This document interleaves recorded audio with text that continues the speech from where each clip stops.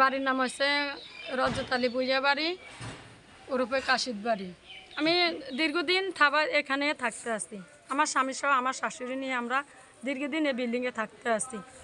Hot করে একদিন তারা আসি, আমি বাইর ছিলাম না, আমার ঘরের তালা বাহিনী থানায় অভিযোগ করছে। অভিযোগতে পুলিশ আসি, আমার স্বামীতে 3টে স্টেমে না সালনিশের মাধ্যমে নেওয়ার পরে আমি আমার বাড়িতে ছিলাম। বাড়িতে ছিল পরে আমার বাড়িতে সব কিছু মাল লুটপাট করি তারা খালে ফেলে। তারা কে? আমার মামা শ্বশুর। নাম কি? মতিন, আব্দুল মতিন। এখানে তো সে মালিক, আমার শাশুড়িও মালিক, এমনকি আমার স্বামী তো কিনা সম্পত্তি। ওই আমগর কীভাবে বার করে আমরা এখানে আসি।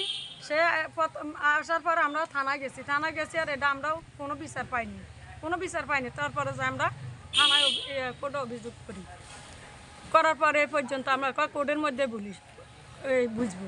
উনি কি এখানে কি আমি বললাম তো আমার সম্পত্তি আছে। কত কি সম্পত্তি? আমার স্বামী সম্পত্তি কিনছে। আপনার স্বামী কত ডিসিম সম্পত্তি কিনছে? আমার স্বামী 60 ডিসিম সম্পত্তি কিনছে। আমার স্বামী 60 ডিসিম কিনছে। শাশুড়ির তো ওয়ারিশ, শাশুড়ির সম্পত্তি আছে। তাহলে আপনার শাশুড়ির ভাইয়ের শাশুড়ি মতিনের এই শাশুড়িকে ঘর থেকে বিল্ডিং থেকে বাইর করে দিছে। হ্যাঁ, বাইর করে দিছে। এখন এই ঘরটা করে এটা কোনো ঘর? এটা একটা ছাগলের ঘর চেয়ে তো খারাপ। একটা ছাগলও তো এখানে এরকম থাকে না। ছাগলও হালছি। আপনার নাম কি? আপনার নাম কি? আপনার ভাই আপনাকে কেন বাইর করে দিছে? কেন বার করে দিছে? আমার এই ছেলেরে বিয়ে করাইছি। আর বিয়ে করাইছি আর আসিল। প্রিয় দর্শক, আপনারা দেখতে পাচ্ছেন এইটা সেতারা বেগমের এই বসতঘর। তার ভাই তার ঘর থেকে এই বিল্ডিং থেকে তাকে ভাইকে বের করে দেওয়া হয়েছে।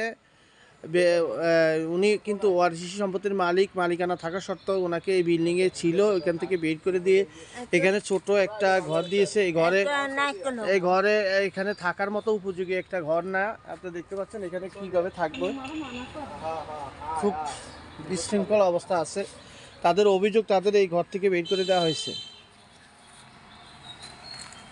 তারা প্রশাসনের কাছে এই বিষয়ে বিচার চাচ্ছেন। কি হয়েছে বলেন? আপনার নাম কি? আমার নাম মাসুদ। হ্যাঁ, কি সমস্যা আপনার? উনি কি হয়? মুরব্বী কি হয়? মুরব্বী আমার মা হয়। হ্যাঁ, ওনাকে কে বের করে দিয়েছে ঘর থেকে? কি আমার মামা জোরপূর্বক আপনার মামার নাম কি? আব্দুল মতিন। হ্যাঁ, কি জন্য বের করছে? বাড়ি করছে এই জন্য, মানে আমি 60 ডিসিম সম্পত্তি কিনছি, আর আমার এই ঘরটা শুদ্ধায় আমাকে এবং কি মেন মালিকে আমার বুঝে দিয়ে গেছে। আপনার কার থেকে সম্পত্তি কিনছেন? ও আমি কিনছি আমার নানির থেকে সম্পত্তিটা। আপনার নানির থেকে 60 ডিসিম সম্পত্তি কিনে ঘরে আপনি অবস্থান করছিলেন বিল্ডিংয়ে। এই বিল্ডিংয়ে থাকার পরে আমি 2015 সালে আমি জমিটা রেস্টুরেন্ট নিছি। উনি 2026 সালে আইসা আমার জোরপূর্বক ঘর থেকে বাইর করে দিছে।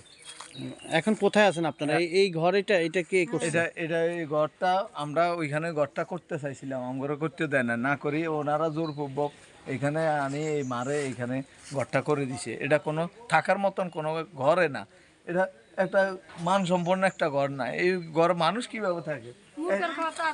যে জায়গা কিচ্ছু হয় না, কারেন্টের বাতি টাতি কিছু নাই, সমস্ত সবকিছু। আপনি এখন কি চান? আমি এখন আমার মার উপযুক্ত যে সম্পদটা পাও না, ওই সম্পদটা আমি পুরোপুরি চাই। দেখছেন সব